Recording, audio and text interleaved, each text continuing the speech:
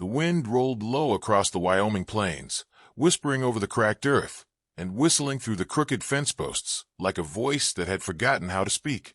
Dust hung in the air like memory, dry, red, and stubborn. Somewhere out past the hills, a hawk screamed, sharp and sudden, breaking the long silence of a day that had passed without incident.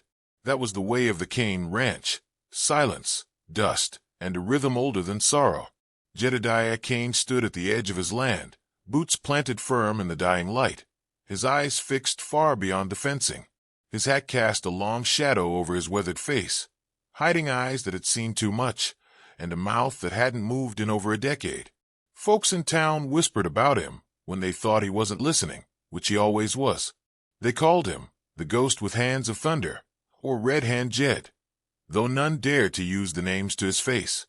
His silence had become his armor, his penance, and his warning. The ranch was no more than a few outbuildings stitched together by barbed wire and the work of calloused hands.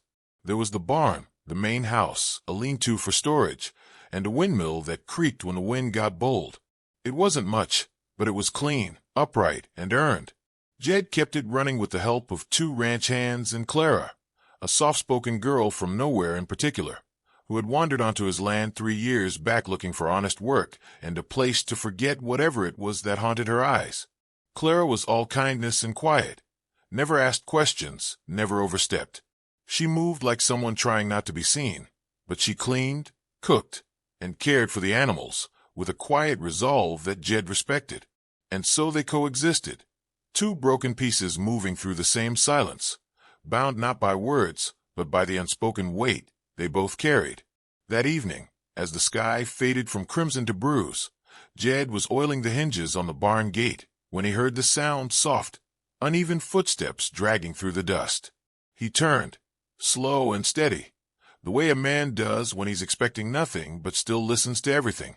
Clara appeared from the shadows, her dress torn at the hem, one sleeve hanging by threads. Her left leg buckled with each step, and her face was pale under streaks of blood and grime. One eye was swollen nearly shut. Jed didn't move. She stopped just inside the barn, trembling like a calf in the cold, her hands clenched into fists so tight her knuckles had gone white. No words came from her lips, just breath, short, shaky, terrified. Her gaze flicked up to him, then away, like she wasn't sure whether she feared him too. Jed looked at her. Not just glanced, looked. Took her in like a map he'd memorized, but didn't want to read again. His jaw flexed once. His hand slowly lowered the oil can to the workbench beside him. He stepped toward her, the leather of his boots whispering against straw. She flinched, just slightly. He took off his coat, a heavy, long canvas duster lined with dust and old bloodstains no one had ever questioned. He stepped close enough for her to smell sweat, smoke, and saddle oil, and he draped the coat gently over her shoulders. It swallowed her frame, but she clutched it like a life raft. Then, without a word, he turned and walked out of the barn. The house door creaked open, then slammed shut a moment later. Inside, Jed moved with grim purpose. Through the hallway, past the dining table no one used, to the back room he hadn't opened since the night he'd sworn off the gun. He stood before the trunk for a moment, just stood. The shadows curled around him like they knew his name. He knelt, pulled the key from beneath a floorboard, and opened the lid. Inside, a Colt .45 rested on a folded shirt, its metal dark with age but still hungry. Next to it, a sawed-off rifle lay like a sleeping dog, and beneath them, a sheriff's badge dulled by time but not forgotten. He stared at the weapons, breathing in their old scent, powder, sweat, and something like grief. His hands hesitated only for a breath. Then he reached in and began to strap them on with methodical care. The creak of leather, the click of buckles, sounds that hadn't echoed in this house for 10 long years. Outside, the wind shifted. Clara sat in the barn, knees pulled to her chest, beneath the coat that still smelled like saddle leather and rain. Her hands trembled as she pressed them to her bruised ribs. She hadn't meant to come back.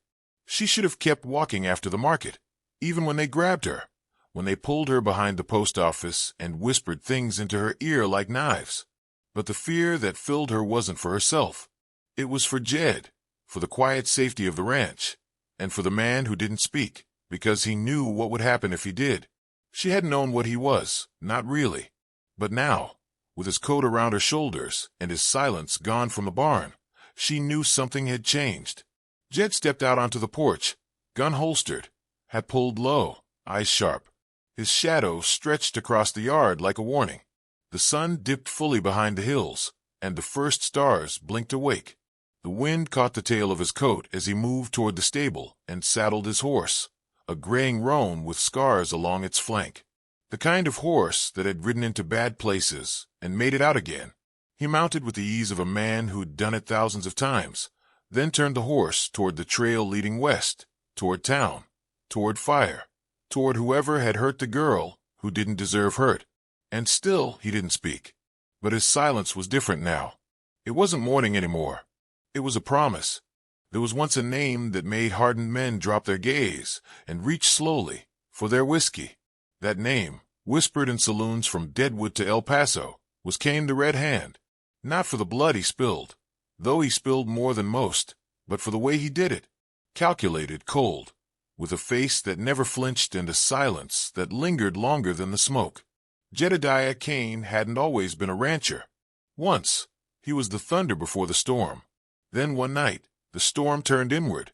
10 years ago, in a mining town nobody remembers, Cain stood ankle-deep in ash and blood, gun smoking in his grip, the air filled with the screams of men who had once called him brother. The fire had started in the stables, intentional, quick, merciless. A betrayal from within. Gold had changed everything. Greed had made monsters. He had watched them burn, unable to save them all. And when the last scream fell silent, Cain dropped his gun in the dirt and walked away. From the fire. From his name. From himself. That was the man who now stood under the silver breath of moonlight, staring into the barn where Clara lay curled under his coat, and remembering the red. It had never truly left him. She had told him her story in halting breaths, between winces of pain. He hadn't asked. She'd offered it anyway, because some truths need to be handed to someone strong enough to carry them. She'd gone into town for flour, candles, and a spool of thread. Nothing unusual. She took the back route through the canyons, where the dust rode higher and the shadows stretched longer. Near the dry riverbed, they'd found her. 3 men. Black hats, iron spurs, and cruelty that reeked of laughter. They didn't ask her name. They already knew it. Or rather, they knew where she came from. One of them even said Jed's name aloud. Said it slow, like he was chewing something rotten. Briar Cole sent his regards, they told her. He wanted the Cain place. Said it was a waste of land, hoarded by a silent has-been and his house girl. Told her to pass on a message, sell or bleed. She hadn't screamed. Not even when the tall one grabbed her by the arm and drove a fist into her ribs. Not when the other kicked her knee out from under her. They left her in the dirt, bleeding, broken, and ashamed. But Clara hadn't cried until she saw the ranch on the horizon, and even then, she bit her lip until it bled just to keep from making a sound. Now Jed stood at the shed door, hand on the rusted latch. The wind tugged at his shirt, whispering the old name again. Cain. Cain. Red-handed Cain. He opened the door. The scent hit him first. Old gun oil would rot time. Dust floated in a lazy spiral as he stepped inside. He moved toward the far wall, knelt beside a wooden crate with black iron bands. He reached beneath a loose floor plank and pulled out a brass key, worn thin at the edges. It fit the lock with a reluctant click. Inside, the past waited. His gun belt, coiled like a sleeping rattlesnake. A sawed-off rifle, the barrel still dark from the last fire it had tasted. And beneath them, wrapped in a piece of blood-stained canvas, the 6-pointed star of a sheriff's badge. Jed stared at it for a long time. He'd worn that badge once, before everything curdled, before the law became a word other men used to hide behind. He took the belt and strapped it on.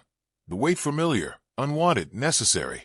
The rifle he slung over his back. The badge he turned in his hand once, twice, then slid into the inside pocket of his vest. It was no longer about justice. It was something older, something harder. Out in the yard, the roan horse pawed the ground, sensing the shift. Animals knew. Clara watched from the barn's shadow, eyes wide but silent. She didn't speak as Jed walked past her, gun low at his side. She didn't need to. He paused, just long enough to brush a hand gently across her shoulder. It wasn't comfort. It was promise. Across the plains, a fire burned in the west. Small now, like a camp. But it would grow. Briar Cole had once ridden with Cain. Back in the days of lawless towns and railroad wars. They were young and fast and full of blood. Briar had the charm. Smiles that cracked like whips and words that made devils follow. Cain had the silence, the gun, and the steadiness of a man who never blinked at death. But greed gnawed at Briar like a fever. When the gold shipment vanished and the townsfolk burned, Cain knew who had lit the match. Briar fled before the flames cooled, and Cain rode after him until he didn't. Now Briar was back. Older, crueler, but still grinning. He didn't know Cain lived just miles from his latest territory. Didn't know the silent rancher watching over scrub cattle was the same man who once stood between him and a bullet. But he would. The moon was high when Jed saddled the roan. No words passed his lips. Not when he tightened the cinch, nor when he slid the rifle into its holster. But something had changed in his eyes, clarity sharp as cut glass. He looked once more at Clara. She stood now, wrapped in his coat, holding herself like a girl trying not to fall apart. He nodded, and she nodded back, and in that gesture was more history than most men shared in a lifetime. He rode out without a sound. Behind him, the wind stirred the dust and kicked it into small, angry swirls. In the barn, Clara sank to her knees and wept, not from fear, but from knowing what the silence meant. Cain was awake, and this time he would not walk away. The cellar door creaked shut behind Clara, the soft sound of its latch locking echoing like a final prayer in the empty barn. Jed placed the heavy feed sacks over it, then stacked boards across the barn's interior door with steady, measured hands. No panic, no rage, just purpose, pure and silent. Clara watched from beneath the cellar shadow trapdoor, eyes wide in the dark, lips trembling against a scream she knew he wouldn't want to hear. Jed had handed her a lantern, half a loaf of bread, and the Colt pistol she'd never seen him use. He hadn't said a word. He didn't need to. Outside, the ranch house windows went dark. Jed nailed boards across the front door, one after another, hammer strikes echoing across the fields like a war drum sounding far off. Each nail buried was a goodbye. To the land, to the quiet days, to the man he'd tried to become. When it was done, he stood in the moonlight with nothing but the wind and the worn grip of the sawed-off rifle at his side. The roan waited, breath steaming, eyes wide and wild. Jed mounted without a sound and turned the horse west, toward where trouble rode loud. The land stretched out before him like a grave half-dug. Dust curled in sheets across the plains, painting the world in hues of rust and bone. Cacti leaned like old sentries, arms raised in mourning. Vultures hung in the sky like black warnings, circling something unseen. Jed rode straight-backed, eyes narrowed, mouth a tight line that hadn't shaped a syllable in a decade. The silence wasn't peaceful anymore. It was thick, unnatural, the kind of hush that settles before violence. An hour west, he came upon the remnants of a wagon. It lay tilted in the ditch, one wheel shattered, the wood scorched black. The mule was dead, arrows still jutting from its side. Flies clouded the air. The boy sat beside the wreck, maybe 10, bare feet caked in dust, face frozen in the kind of shock that didn't weep. His shirt was torn. Blood, not his, streaked one sleeve. Behind him, a woman lay crumpled across the dirt, her dress bunched and torn, her throat slashed so deeply she didn't have a face anymore. Jed stopped the horse a few feet away. The boy looked up, slow, eyes dull like river stones. He didn't speak, just stared, as if too many screams had backed up behind his teeth. Jed climbed down, boots crunching gravel, and knelt beside the boy. He pulled off his duster coat and wrapped it around the child's shoulders, then reached into his pocket and took out a single silver coin, placing it in the boy's palm. He waited until the boy's eyes met his. "I'll end it," Jed said. The boy blinked, breath catching. The world seemed to tilt. They were the first words Jed Cain had spoken in 10 years. He stood again, mounted, and rode off without another sound, leaving the boy behind like a seed buried deep in the dust. waiting for justice to bloom.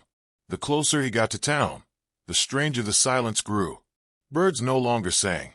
The trees stood stiff and still. Smoke drifted lazily from a church chimney, though no bells rang. When Jed reached the outskirts of Dry Creek, it was like stepping into a dream half-decayed. Doors hung loose on rusted hinges. Shutters flapped. A dog lay dead outside the general store, ribs visible, flies thick. Somewhere a piano played, a single chord again and again, wrong and broken. Jed dismounted, tied the roan loosely to a broken hitching post, and walked. He walked slow, deliberate, like time couldn't move until he did. People peered through cracks in curtains. A woman held a crying child under a table. Two men peeked from behind an overturned wagon, hands shaking on their pistols, but not daring to draw. They all recognized him. Not the Jed they'd seen on the Rare Supply run. Not the silent rancher. This was someone older.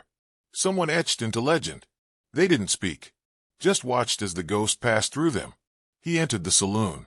The doors creaked open with a groan like something dying. Inside, shattered bottles glistened in the sawdust. A table lay overturned, blood dried in the grooves. Behind the counter, the barkeep was gone.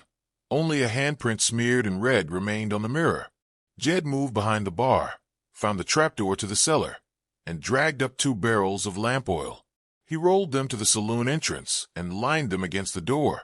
Then he walked to the stables, where a dead man still hung from the rafters, swaying slightly. Briar's message to anyone who dared defy him.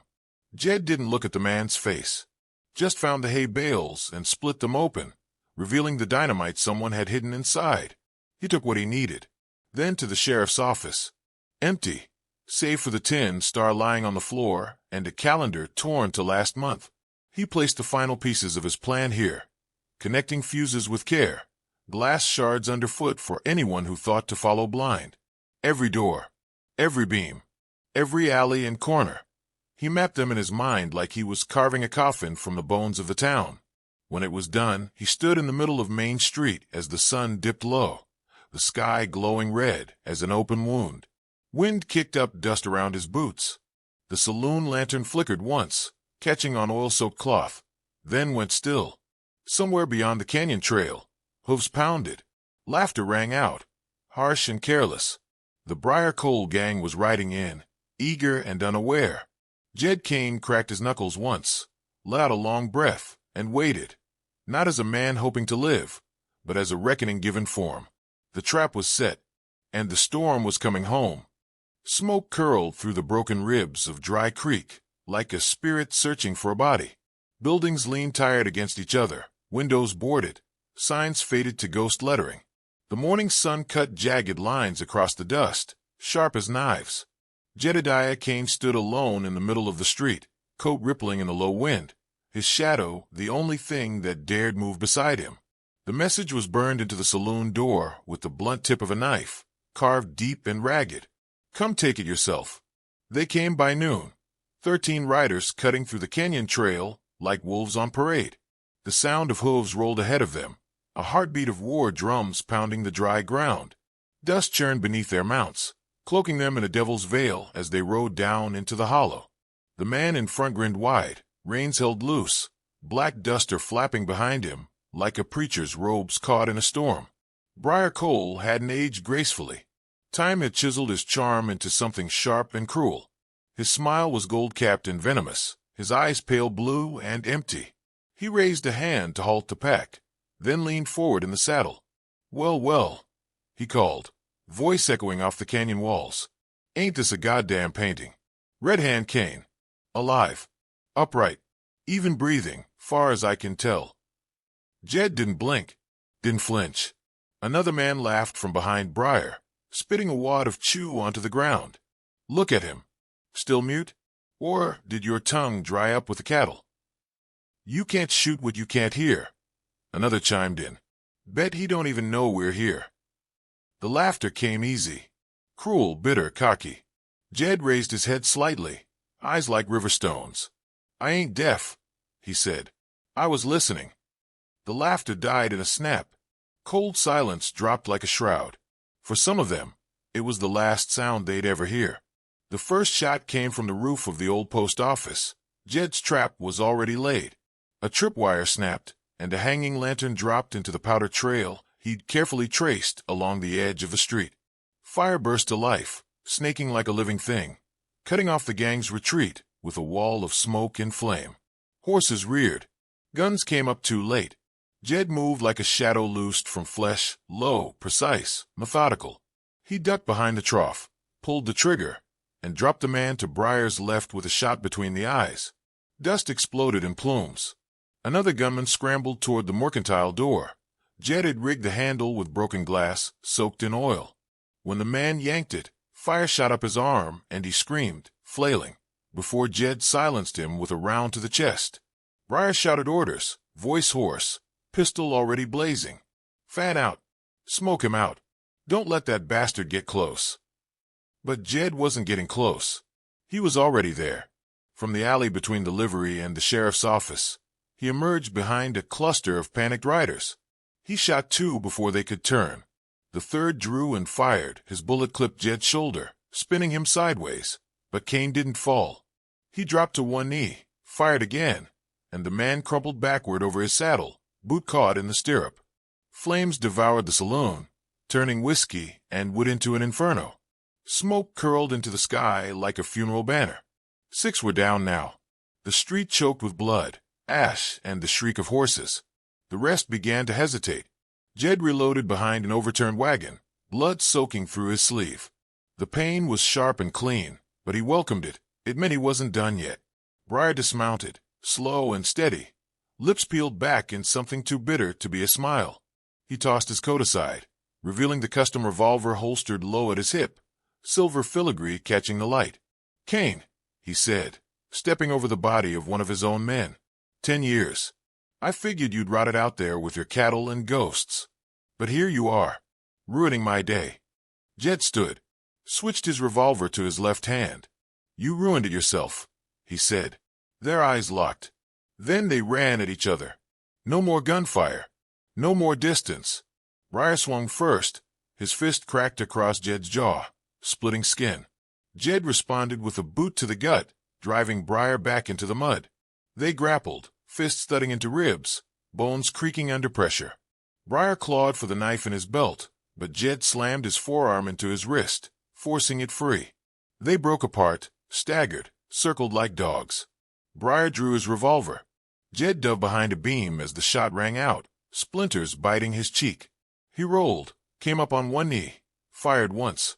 The bullet caught Briar in the thigh. He screamed, fell, fired back, hit Jed low in the side. Both men dropped. Blood seeped into the dirt. Silence fell again, thicker than before. The fire crackled behind them.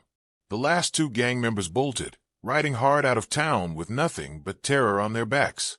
Briar coughed, spitting blood. You always had to have the last word, didn't you?" he rasped, eyes wide with fury and disbelief. "You think this means something? You think anyone's going to remember?" Jed dragged himself forward, every breath molten in his chest. He stood over Briar and looked down, eyes flat and final. "They'll remember you were stopped," he said. Briar reached for his gun one last time. Jed didn't let him. The final shot echoed off the canyon walls, long and deep, like thunder rolling over a valley that hadn't known rain in years. Then nothing. Jed stood there, bleeding, smoke curling around him, as the flames behind him began to die. He holstered his gun with a slow, deliberate motion, turned his back on the dead, and walked into the hollow silence of a town he'd just saved by burning it to the ground. The silence after a gunfight is never pure. It's stitched with the hiss of dying flames, the groans of wounded timbers, the final breath of someone who didn't quite die clean. Jedediah Cain sank to his knees in that silence, blood seeping through the wool of his coat, soaking the dust beneath him. Briar Cole's body lay sprawled nearby, mouth open as if still trying to spit some last lie. Jed stared at it, unmoving, his strength bleeding out with every heartbeat. The sun lowered behind the jagged cliffs of Devil's Hollow, casting long shadows that stretched like fingers across the scorched town. Jed's hand trembled as it dropped to his side. The sheriff's badge lay heavy in his pocket, its edges digging into flesh, reminding him of the man he'd once been, the man he tried to forget, The heat shimmered above the ruined street. But Jed's vision slipped elsewhere, somewhere 10 years ago, somewhere lit not by firelight, but by polished office lamps, and the morning sun that once touched a polished oak desk in the old San Tomas courthouse. Briar had stood beside him then, clean-shaven, grinning with too many teeth. Cain and Cole, righteous names etched in brass on the sheriff's door.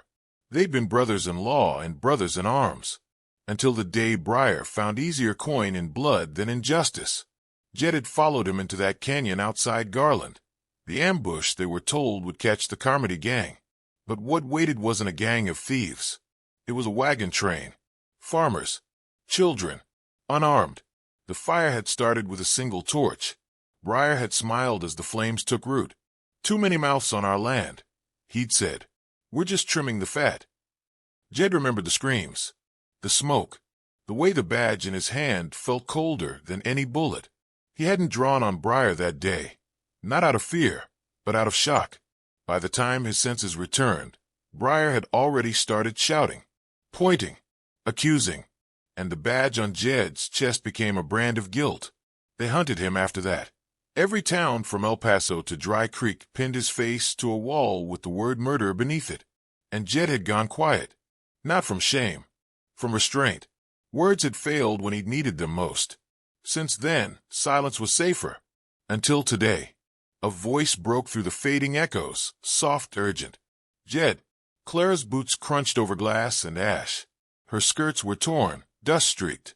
She'd run all the way from the barn, past the ruins of the stable, her heart dragging her forward faster than her body could keep up. She dropped beside him, hands searching, lifting his head into her lap. "You fool," she whispered, voice cracking. "You beautiful, silent fool." Jed blinked slowly. Her face swam through blood and memory. She looked like someone from long ago. His sister, maybe. Or his wife, before the fire. Or someone from a life he never got to have. Her hands found the wound on his side, pressing cloth into it. He didn't wince. Didn't have strength left for pain. From the folds of his coat, he pulled the badge. It rested in his palm for a moment. Then he lifted it, just enough to place it in hers. "You," he rasped, blood in his throat. "You matter." That was all. The words hung in the air like a benediction, soft and final. Then his hand dropped empty. Clara's breath caught. She pressed the badge to her chest, tears tracing clean paths down her cheeks. The sky darkened above them, stars prickling through the veil of smoke. Wind moved through the hollow, lifting ash into spirals that danced like ghosts. And with them, the past began to rise. That night, Clara didn't leave Jed there. She stayed with him until the wind cooled his brow and the stillness grew too absolute to ignore. Then, with trembling hands, she closed his eyes. The next morning, the sun rose over a town that had no lawmen left, no gang to rule it. Only Clara stood between yesterday and tomorrow. She buried Jed where the dust first soaked his blood, under the leaning sign of the sheriff's office. No gravestone. Just a rough cross of two burnt beams lashed together. The badge she kept in her palm a long time, before setting it gently at the foot of the wood. She didn't say much, just sat beside the grave until the sun reached its peak. Then she walked to the courthouse ruins. The posters were brittle now, curling at the edges. They crumbled like dried leaves in her hands as she fed them into the fire, each one bearing the false face of a man she'd come to love and the lie they'd built around him. The gun she found still holstered under the saddle of Briar's horse. She held it a long time, considering. Its weight was old and heavy, steeped in too much blood. She walked to the canyon's edge and looked out over the valley, the world Jed had fought to protect, even when it didn't deserve him. The revolver spun once in her hand before she threw it. It sailed far, spinning into the wide open below, disappearing into silence. Behind her, Dry Creek slept. Clara turned and walked into it. Alone, but not unarmed. Not anymore. By midsummer, the land began to heal. Where ash once stained the soil and glass crunched under every step, now wildflowers bloomed in cautious defiance. Wind blew softer across the plains, brushing the tall grass with the gentleness of a hand through hair. The old ranch stood taller than it had in years, not grand, not fancy, but alive. Fence posts were reset, the roof patched, the well flowing clean again. A new sign swung from the gate. Cain Homestead, the letters burned in by Clara's steady hand. She woke each morning before the sun and fed the animals in silence. Not out of sorrow, but in respect. The stillness had become a sacred thing. Clara had never run land before, but she learned.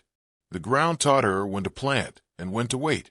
The horses listened when she whistled, not because she was loud, but because she meant it. The neighbors came, at first for help, later with gifts. Pie tins, sacks of nails, seed corn. One man brought a fiddle and played on the porch while the sun dipped behind the ridge. Another offered to mend the barn door without asking for pay. No one said it outright, but they all knew why they came. Word had spread, not just across Dry Creek, but over the mountains, down to the mining towns and river crossings. They spoke of an old man with a red-stained hand and fire in his silence. A ghost in a black duster who outsmarted a gang of devils, who left 12 men buried in the dust of Devil's Hollow. Some said he'd once been an outlaw who'd turned his soul inside out. Others said he was a sheriff burned by betrayal, too proud to die and too tired to run. The stories twisted, as stories do. Some said he couldn't speak at all. Some claimed he never missed a shot, even blindfolded. A few whispered he'd risen from the dead, just to set things right. But every tale ended the same way, with the town still standing and the bad men gone. The children of Dry Creek played in the fields now, running among the tall grass with sticks for rifles, one of them always pretending to be the silent lawman. They wore makeshift coats and mimicked his slow, deliberate walk, calling out phrases they'd heard secondhand. You matter. I ain't deaf. I was listening. Then they'd fall dramatically into the grass, hands over their chests, before jumping up and laughing like nothing could ever hurt them. Clara watched sometimes from the porch, arms crossed, a soft smile tugging at her lips. She never corrected their stories. Legends had a way of choosing their own truth. Inside the house, Jed's coat still hung by the door, exactly where he left it. Dust never dared settle on it. The badge was gone, buried with him, but the coat remained, a second shadow in the hall, its sleeves forever empty.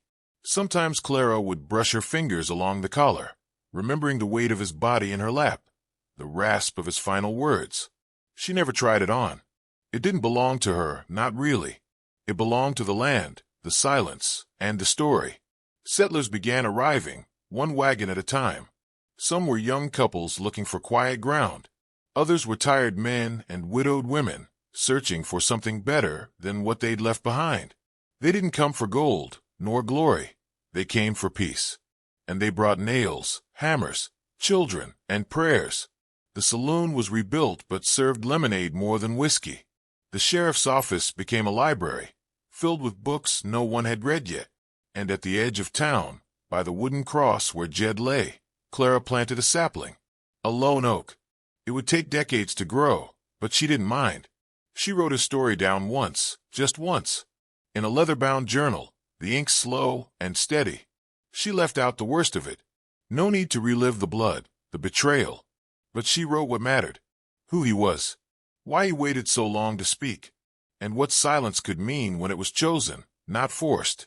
She placed that journal in the ranch house, behind the old clock, and never told anyone it was there. On a warm evening, long after the wind had cooled and the stars came out clean and sharp, a boy stood in the field behind the ranch. His hair was wind-tossed, his shirt too big, and his hand gripped a stick like it was forged in iron. He narrowed his eyes, squinting toward the barn as if enemies lurked behind every bale of hay. He rolled his shoulders like he'd seen grown men do.